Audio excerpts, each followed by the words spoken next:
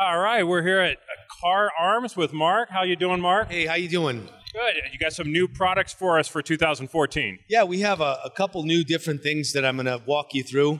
And first off, we have our new CT series. And the CT series is basically a less expensive version of our TP series, which has been around for a few years. The TP series is our full-size gun. And we're trying to push into the bigger gun market a little bit. And one of the things that we're trying to really do is offer people tremendous value for the money. And we've been very successful at doing that in the past with our W series and our CM series, which are basically less expensive versions of the premium products that we offer. And one of the things that we're doing is the full-size gun this year. And it's going to be available as the CT40 and the CT45. And the differences between the value price guns and the more expensive guns is that the slides have less machining than the premium products. The front sight is pinned instead of dovetailed. The slide features scroll engraving instead of laser engraving. The slide stop and extractor are metal injection molded versus machined from one piece of solid material.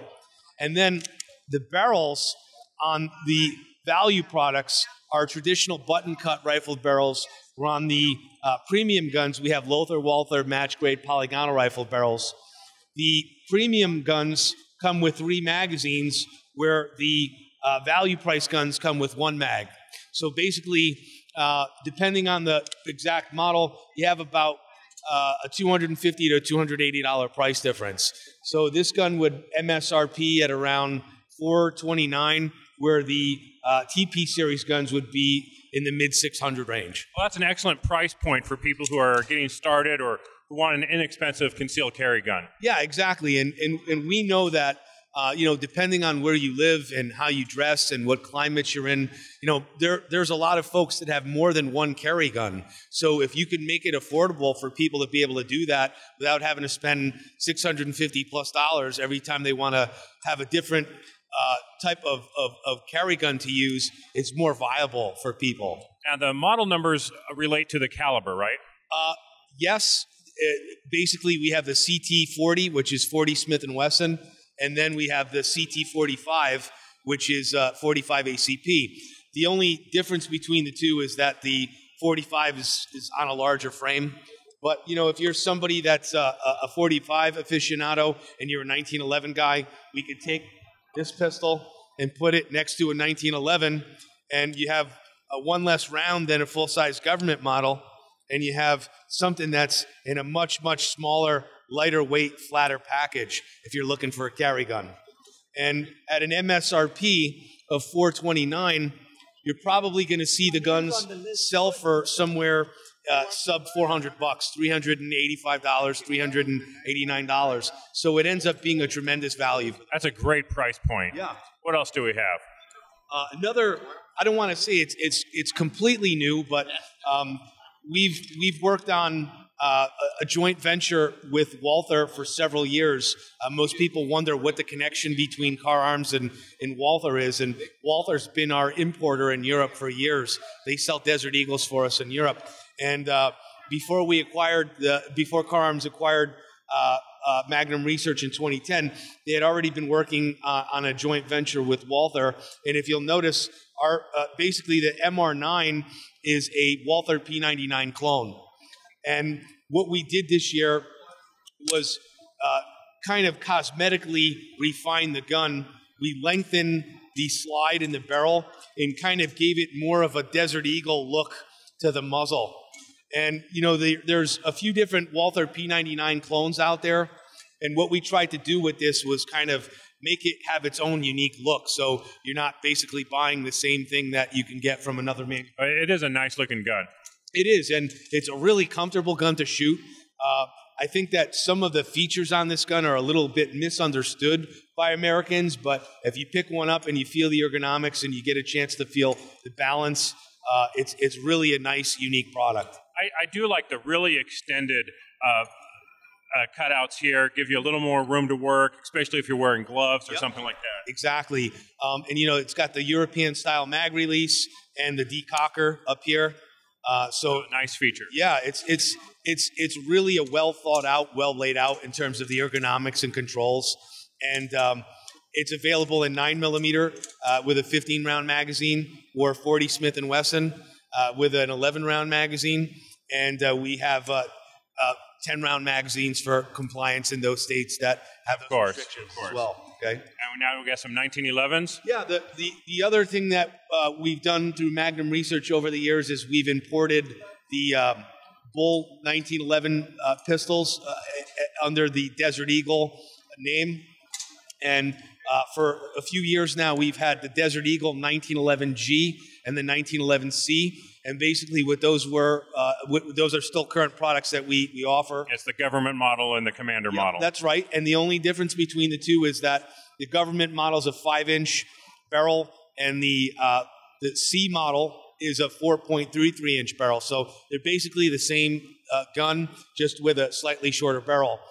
In terms of 1911s, what makes yours unique over other manufacturers? Well, I think the 1911 market is very crowded, okay? And there's a lot of products to choose from in the 1911 world. But a lot of times you're really looking for the most value, for the most bang for your buck. And the Desert Eagle 1911 series really delivers fine craftsmanship. When you look at a 1911, it's still really more of a craftsman's gun, where, you know, there's still a lot of hand fitting going on, and there's not as much metal injection molded parts and polymer. So there's the workmanship is really something that is really important when we look at a gun of this type.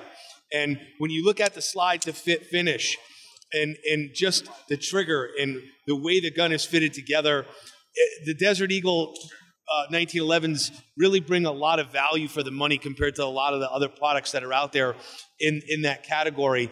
And the one thing I always tell people is the proof is in the pudding. You got to take one of these guns out and shoot it to really experience how well they're made and how well they shoot. So we'll be taking a couple of these home, I believe, to try out. I hope so. I can make that happen for you. Of course, okay? You can. But you know, it really, the guns retail in the mid to high 800s, depending on the SKU.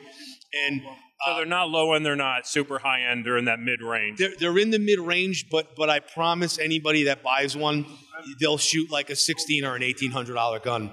We really get a lot of compliments. Anybody that ends up owning one is really surprised at how exceptionally accurate they are and how good the craftsmanship is in them.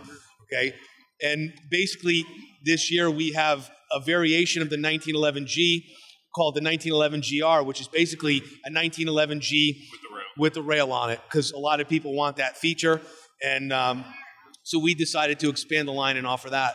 But I think a gun where you're really going to see a lot of value for the money is the 1911U, which is our undercover model, and this is not just a cut down 1911G.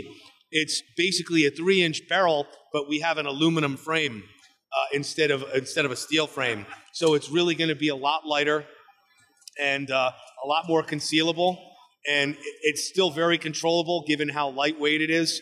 We have an adjustable rear sight on there, so we can make enough points for importation. But the nice thing is, if you want to buy the gun and you want a really nice base model gun, they did a good job in terms of keeping the dovetails consistent with American products. So if you want to change out your grip screws, your sights, and you want to use this as a base model gun, you can do that and still have a lot of bang for your buck. Excellent. Now, something you showed us before we started filming was a new knife. Oh, yeah. This is something that we're real excited about. This year, we decided to really focus our attention on some unique products. And one of the things that we're doing is we're doing a special knife with Spyderco. And basically what this is we're calling it the Kahr Arms Spyderco Delica 4. And these knives started out as an idea that we had. You know, most people, when they think of Kahr Arms, they think of the concealed carry gun guys. And what we wanted to do was offer a very practical knife that had very specific design intent to be a companion piece for a concealed carry pistol. And one of the most important things that we thought we needed to do was come up with a knife that was multi-jurisdiction legal. Unfortunately, we weren't able to come up with something that met 100% of all the criteria. Of course not. Yeah. Right? And of course, no joy for New York, surprise, surprise. But this is legal just about everywhere, including Chicago.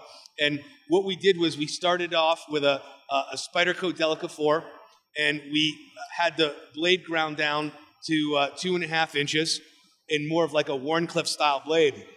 And this is a project that both myself and Mike Janich worked on together. The real story is that we sat down at SHOT Show 2012 and started thinking about this project. And our owner, Justin Moon, who's also a big knife guy, came up with a great idea, which was let's start matching the handle colors to common pants colors. So if you're wearing khakis or jeans or any type of pants, it makes you have more of a gray man concept when you're carrying the knife. So basically what we did was we took, like I said, a standard Spyderco Delica 4 and had the blade had the blade reduced to a 2.5-inch blade with more of a Warncliffe style blade. And what's significant about that is when you have a knife with a 2.5 or 2.25-inch blade, usually the handle is about that big too. Right. So the problem with that is you can't put a lot of cutting power with that small of a handle. It just doesn't translate well when you're trying to articulate the knife. A little bit different with this. So we came up with a unique blade design that was really cuts all the way to the tip. And we have the Kahr Arms logo on one side and the Spyderco Bug logo on the other side. And we got rid of the jimping that you find on a lot of the Spyderco knives. That way, when you're really putting a lot of pressure on the knife, you don't tear up your thumb. Now, you mentioned different colors. What colors is it going to be available in? We have a denim blue color, this khaki tan, and just plain old black. So that's going to cover the majority of what people are going to wear, keep it a little more concealable. Absolutely. And one of the things that we also did was we had Spyderco, instead of their satin finish on the blades, we did kind of like a stone-washed finish, which is very similar to like almost a bead blast finish. And the other thing that I think is important about the knife is we're being very realistic on the price. Spyderco MSRPs their standard Delica 4 at about $110, $111. We wanted to keep the MSRP of this knife at $99.95 so we can say it's a $100 knife. That way we don't lose anybody and we make it as practical as possible for people to pick something like this up. Excellent. Well, thank you very much for your time, Mark. Really appreciate it. Thank you.